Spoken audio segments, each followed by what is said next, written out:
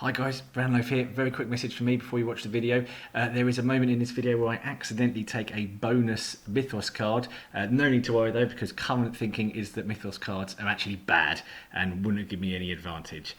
There are a couple of other moments where you might think that I'm about to do a misplay, but luckily I pick them both up before we get to that point. Okay, if there's anything else that I haven't spoiled, please let me know. Otherwise, relax, enjoy, and let's see how Wendy gets on.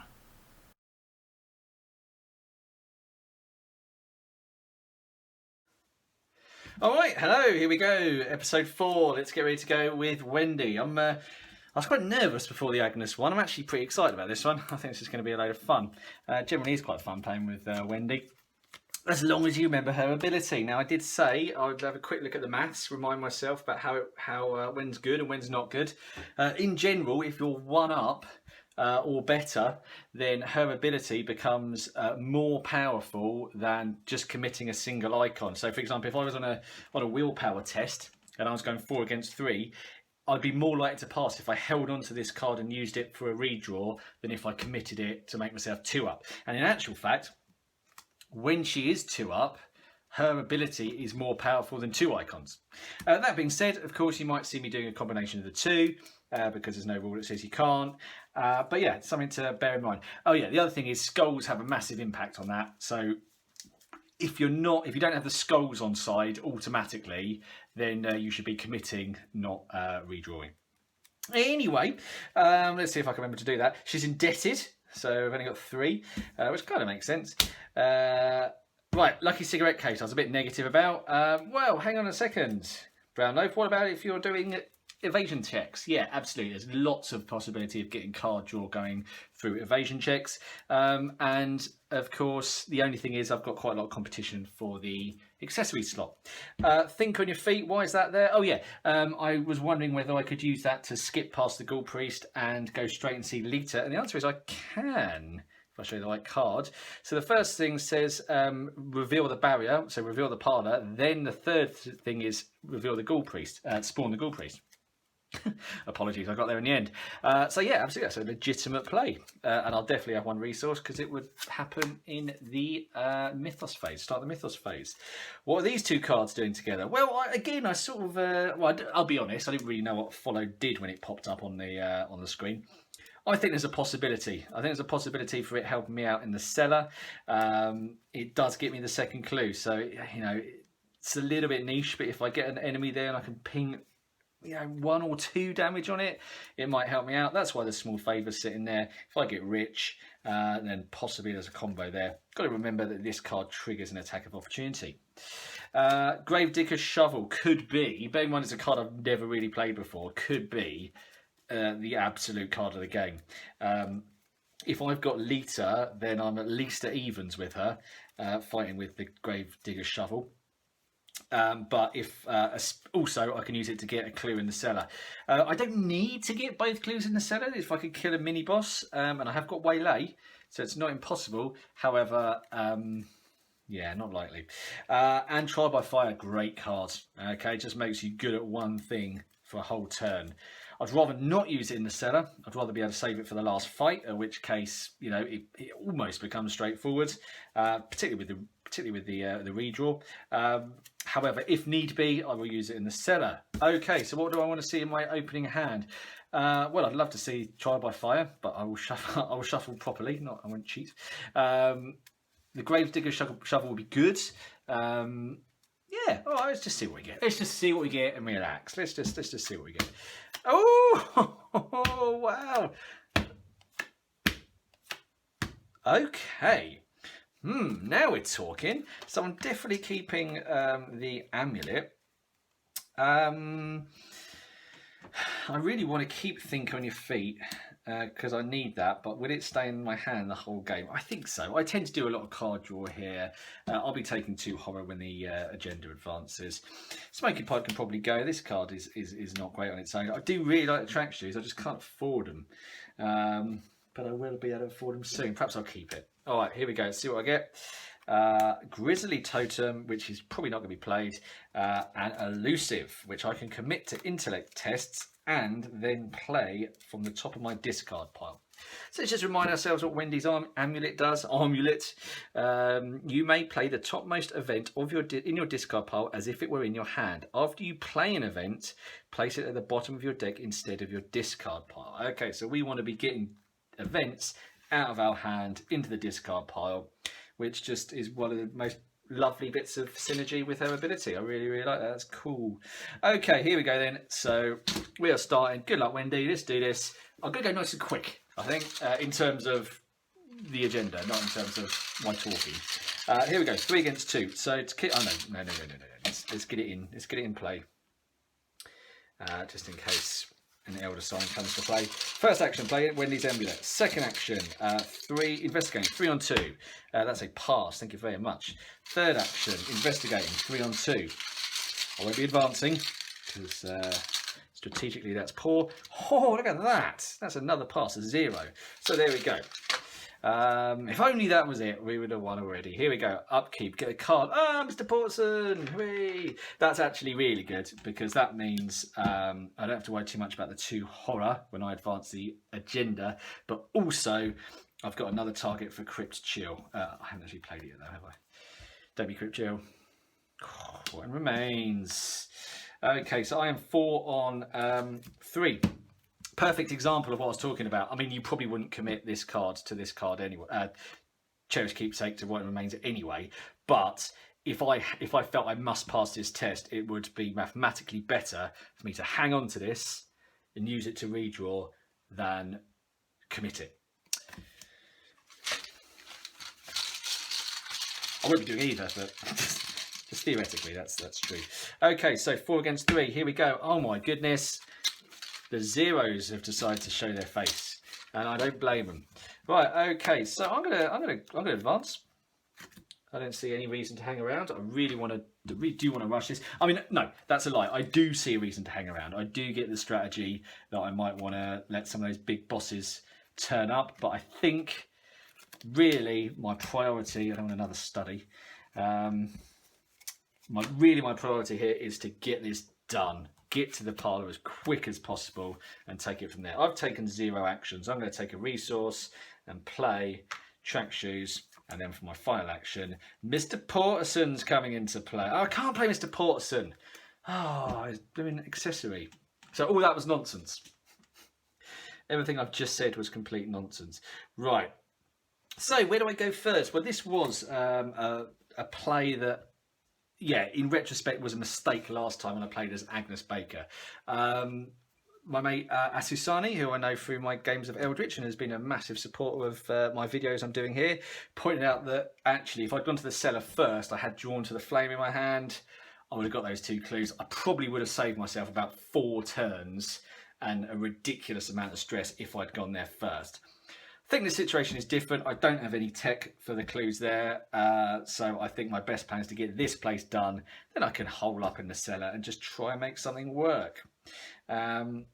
So what have I done? I've advanced. I took a resource. I played Track Shoes. I tried to play Cherish Keepsake, but that was breaking the rules. So let's move up here. And I take a horror and 2 clues go on. Very nice. Okay, upkeep. Lucky cigarette case. Resource. Doom. Here we go. What do we got? Hang on. This should be the second Doom.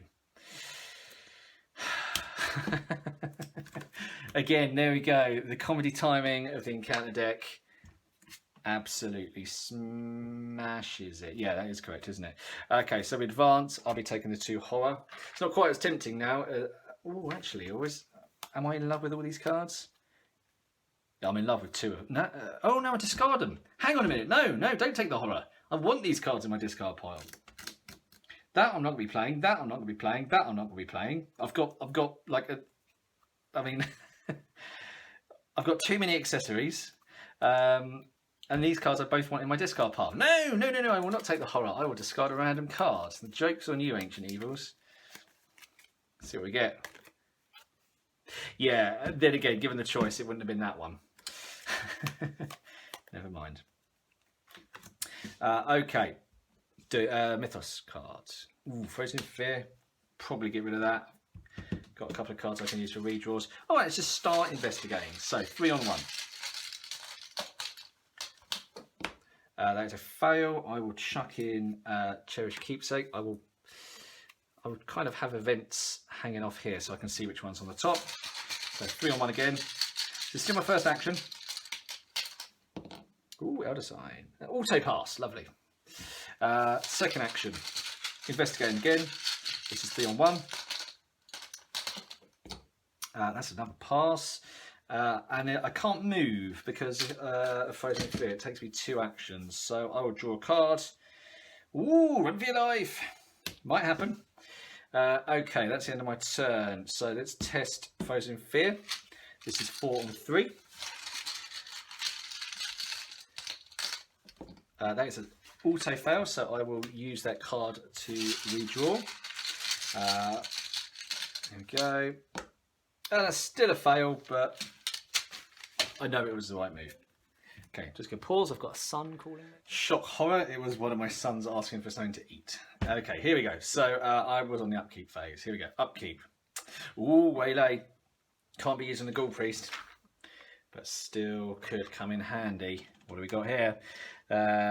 We have got Dissonant Voices. All right, it's getting a little bit gross. Okay, so it's time. We might as well go to the cellar now, hadn't we? So first and second action, move. However, I'll try and use the track shoes. I am 5 on 3. Absolutely no point committing any cards to this. And that's a pass as well. That's a tablet, which is a pass. Very nice. Nip into the cellar. Take myself a damage. 2 clues. And I've got an action left. That was 2 actions, wasn't it? Because that cancels that. I can't play any assets or events. Check me out, remembering Dissonant Voices, eh? And we can take a card, and it is a manual dexterity. Well, I'll tell you what, evading should be quite straightforward for the rest of the game. Okay, test for Frozen Fear. This is 4 on 3. I really wanted to pass that, -2. What do I chuck? Well, the Grizzly Totem is still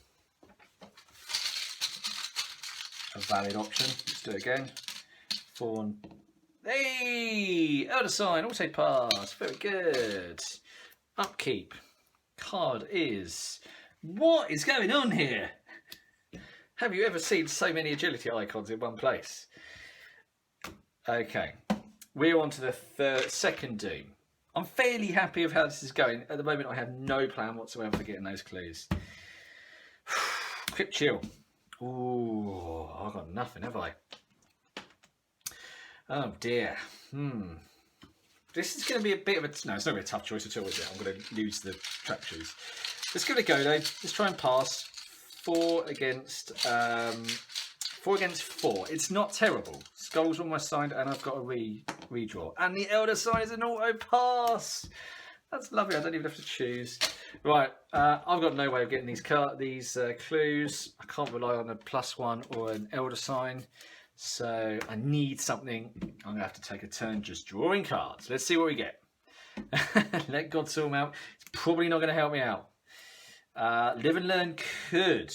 It's only 1 though. Oh, I don't really want to use that this early. Although I can commit it and then play it. Go to the back of my deck then. Do I want it for the Ghoul Priest? See, the problem with committing it is it's in the top event and I've lost that. I've lost the... Oh dear, sorry. I've lost the think on your feet. However, I've got the elusive to get away from the Ghoul Priest. That'll give me 1 clue. Then I've got a few options to get the last one, haven't I? Let's try it. I've got to be careful. I've got to be really careful with this card not to use it for a redraw and then find it's the top event in my deck, because that will completely crush my whole synergy, won't it? Oh, I'm going for it, people. Live and Learn. So let's have it pointing out. Being committed to this test. 4 on 4. Nice. That's the clue. Sorry, that's a skull. Isn't a great response, is it? That was a clue. And now, I think that's my last action. But look what's at the top. Live and learn is at the top. I can now use that to get the other clue. It's on, people. Here we go. Right, so upkeep. That is just a redraw. I'm not going to play that. Whatever it's called, the Decorated Skull. Here we go, we're up to 3 Doom. I'm feeling happy about the amount of Doom. I'm not feeling happy about the complete lack of weapons. Okay, Rotten Remains. I'm 4 on 3. The only thing I would probably redraw here is anything that takes me to 3 horror. That's 1 horror. I'm happy to live with that. I can live with 1 horror, so I'm not going to waste a card on it. I mean, Decorated Skull, I could arguably have got rid of, but I think I want to save that for a rainy day. All right, here we go. So, I am going to investigate 3 on 4. -3. Okay, I failed the test. I'm not going to re-roll this one. I am going to play Live and Learn from my discard pile and investigate again. This time I am 5 on 4. Oh, yeah, nice. And that's my first action. Second action, move in. Right, are we at all ready to face the Ghoul Priest yet? Not really, are we? I mean, we can evade him forever. But, no, we need a card. So third action is draw a card. Oh! Oh my God. I would be 4 on 4 if I got Lita. Wow. Okay, anyway, that's my third action. I'm not going to advance this turn. I'm going to give myself another card, another resource. Okay, small favour. There's icons there. That's good. Get a resource. Get a Doom. And it is a Ghoul Minion. Did I not want to see you, Ghoul Minion? Oh, turning up and ruining my day. That sucks. However, I could simply evade him. He'll stay there. I'm nowhere near the moment where he starts running or adding Doom. So maybe I should just not overreact quite as much as I just did. Okay, let's evade the Ghoul Minion. So I'm 5 on 2. First action. 5 on 2. That is a pass. He is evaded. Second action. Okay, so right, don't be an idiot and play the Cult, because you want to play that on the turn that you fight him. At the end of the round, discard it. Oh God, it means I've got to take attack of opportunity. Okay, so first action was evade. I'm tapping my foot because I don't know what to do. Maybe I should have advanced. Do I bin this guy off with small favour? Then it'd be at the bottom of the discard pile, wouldn't it? I don't know what to do. I can't just keep drawing cards. I could just keep drawing cards. Second action, I'll draw cards. Crystallizer of Dreams. Third action, I draw a card. Glimmer of Hope. Okay. Upkeep phase. Enemy moves there. I get a card, pickpocketing, and I get a resource. I've got to get rid of some cards now. Right, I want that as my top event, don't I? So Decorated Skull is going in. I probably don't need 2 manual dexterities. Probably don't need any manual dexterities. I'm just going to pause. All right, and what else can I get rid of here? I'm not going to play the Crystallizer of Dreams, am I? One more card to get rid of. Dear oh dear, I don't really know is the answer. I'm not near desperate. I don't think I need One for Your Life. Alright, okay, let's go. Let's see what happens next. So, fifth, right, am I advancing? That's the big question. I think I am. I think it's time to just go for it. Just start taking some outrageous swings. Let's do it. Let's advance. So we are going to reveal the parlour, put Lita Chantner into play, spawn the Ghoul Priest.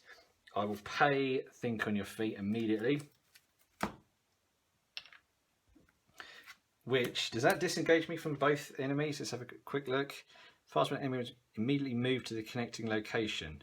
Oh, so this enemy will be coming with me. Okay, I think I can live with that. Alright, okay, and then we add a Doom, we get Mythos card, it's Grasping Hands, let's commit Manual Dexterity to get another card. No, I don't need, no, I'll save Manual Dexterity. No, I'm going to commit Manual Dexterity to go 7 on 3. Okay, it's a pass, I draw a card. Fortuitous Discovery, which has got absolutely no icons in it, so will definitely be used for a reroll. Okay, I need to get Lita, and how on earth do I do it? Right, so I'm 3 on 4, and skulls are -1. I've miscalculated, so however, I can commit Elusive, and then maybe play it in a minute, and I could commit Glimmer of Hope, but I'll do it that way around. So that puts me up to 5 against 4 with a reroll. I'm just acting like this guy's not here. That's outrageous. Let's evade him first. So this is going 5 on 2. Oh, it's a fail. God, I was not expecting that. Okay, right, I will now... No, I want to save that icon, don't I? Okay, I will use the Fortuitous Discovery to re-roll that. 5 on 2 again. Oh, no! Come on. Ah, that's awful. Okay, right, second action. Oh my goodness, I will try to evade him again. I will commit the pickpocketing. So this is 6 on 2. Okay, that's successful. And then for my third action, I will try and chat up Lita. So here we go. I'm going to commit these 2 cards. So I'm now 5 on 4.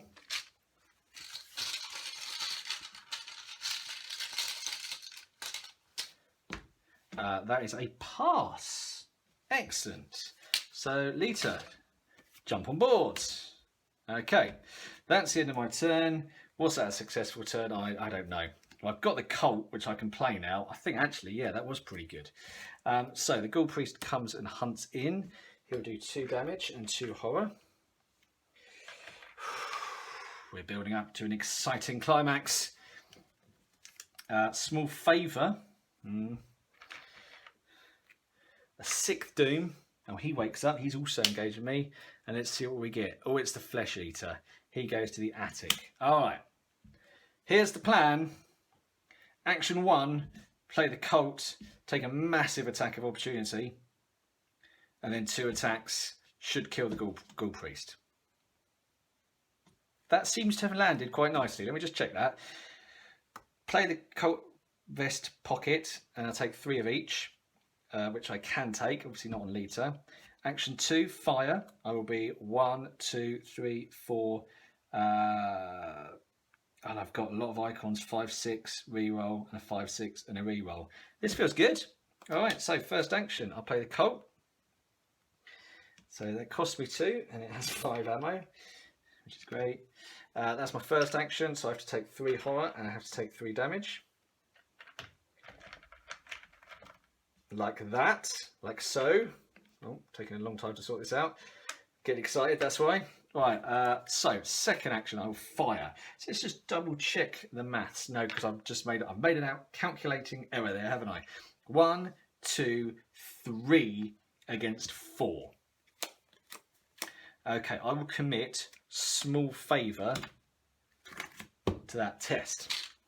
So I am 1. Sorry, I realise I'm being very slow here. I want to get this right. 1, 2, 3, 4, 5 against 4, and I've got a reroll. Yes, 3 damage.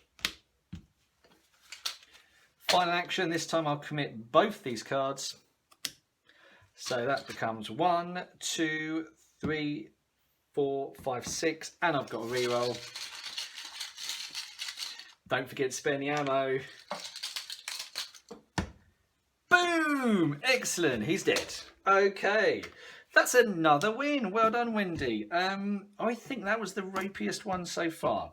I don't know. I think it was possibly a mistake advancing when I did, but it worked out. It worked out. 2 attacks is all it needs if you've got a decent weapon against the Ghoul Priest. And with Wendy's ability, you've just got that extra sort of protection. I think that went really well. I like it. I'm very happy with that. So yeah, there we go. I will take a breather. I will have a little look at that, make sure there's no misplays, or at least any catastrophic misplays, and yeah, do a quick debrief afterwards. But as it stands, the pressure is squarely on Mr. Skid's O'Toole, because that's so far that's 4 out of 4. Nice on, Wendy. Okay, thanks, guys. All right, there we go. Well done, Wendy. Great stuff. I'm so happy I've decided to put my cards in a smiley face.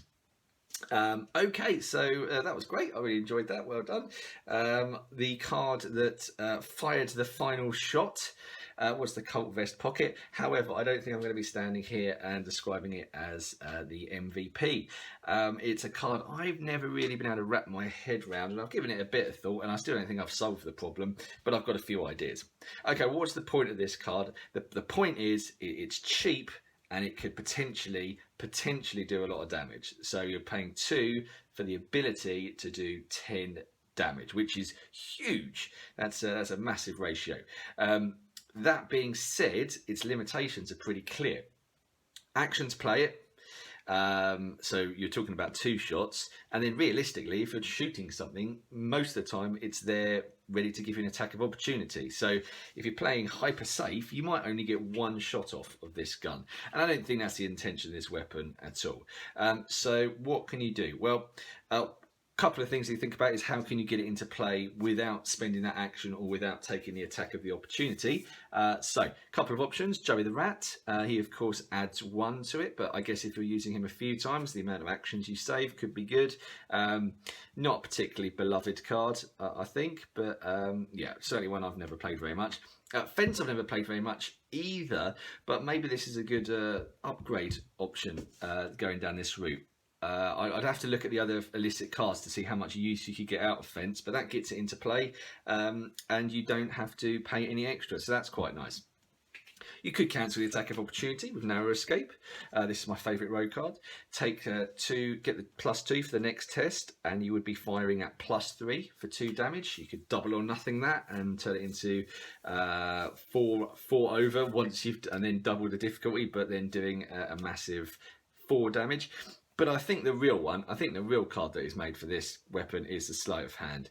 So pay 1 to just put it into play, 3 shots before you start doing any action work, and then you get it back for another go. So I think that is the one that's going to make it work. There are some cards that can give you the extra actions. I guess Quick Thinking, you could build up a bit of a chain. I guess those two work pretty well together, don't they? So you could pay it, cancel the attack of opportunity, get +2, commit Quick Thinking. Hopefully that'll give you another shot at it, which would be lovely. But I think this card, it kind of tells a big story that in that you're paying 2 for an extra action. Well, you know, maybe it's better to just pay the extra 1 to get the extra action that way. Maybe there is more value in Joey the Rat that I'm giving credit to. The final card, not the final card, the next card is Eat Lead. Maybe with all that ammo you do something different. Maybe you use the Eat Lead to sort of improve your chances of success, or reduce your chances of failure, should I say.